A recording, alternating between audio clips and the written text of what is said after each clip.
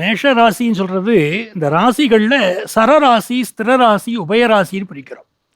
அதுல சரராசியை சேர்ந்தது மேஷ ராசி. எதுலேயுமே ஒரு வேகம், எந்த ஒரு காரியத்தை எடுத்தாலும் அதை ரொம்ப கனகச்சிதமாக முடிக்கணுங்கிற ஒரு எண்ணம், வேகம் இருக்கும். அப்படி வேகமாக செயல்படக்கூடிய மேஷராசிக்காரர்களுக்கு இப்போ 12ஆம் இடத்துல சனி பகவான் உட்கார்ந்துட்டு இந்த வருஷத்தை தொடங்குறார். அப்போது 12ஆம் இடத்துல சனி பகவான் இருக்காரே, நான் என்ன பண்ணுறது அப்படி பரிதவிக்கக்கூடியவாளுக்கு ரொம்ப அற்புதமான 2 பயிற்சிகள் இந்த வருஷம் நடக்க போகிறது. ஒன்று குரு பகவானுடைய அனுக்கிரகம் கிடைக்கிறது, அவருடைய பயிற்சி மே மாதம். அதே போல் ராகு கேதுவுடைய பயிற்சியும் இந்த மே மாதம் நடக்க போகிறது. அதனால் இந்த பயிற்சிகளுக்கு பிறகு ஒரு நல்ல வளர்ச்சியை காணப்போகிற ராசியாக மேஷராசிக்காரா இருக்க போறா.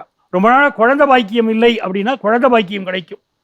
இவளுடைய கம்யூனிகேஷன் செக்டாரை சேர்ந்தவாளுக்கு மிகப்பெரிய வேலைகள் கிடைக்கும். இது நாள் வரைக்கும் கல்யாணம் தடைப்பட்டு இருந்த மேஷராசிக்காரர்களுக்கு கல்யாணம் ஃபிக்ஸ் ஆகுது, அது ஒரு யோகம். பிஸ்னஸ் பண்றவங்க அளவா இன்வெஸ்ட் பண்ணணும். இந்த வருஷம் நிறைய இன்வெஸ்ட் பண்ணக்கூடாது. ஷேர் மார்க்கெட்ல பெரிய அளவுக்கு இறங்கக்கூடாது, அளவா இறங்கிக்கிறதா இவங்களுக்கு நல்லது. சார், நீங்க சொன்னதுல இருந்து ஒரு விஷயம் தெளிவாகுது. மேஷ ராசினருக்கு தமிழ் புத்தாண்டுக்கு அப்புறமா வரக்கூடிய நாட்கள் எல்லாமே வளர்ச்சியையும் முன்னேற்றத்தையும் தரக்கூடிய நாட்களாக அமைய போதுன்றது.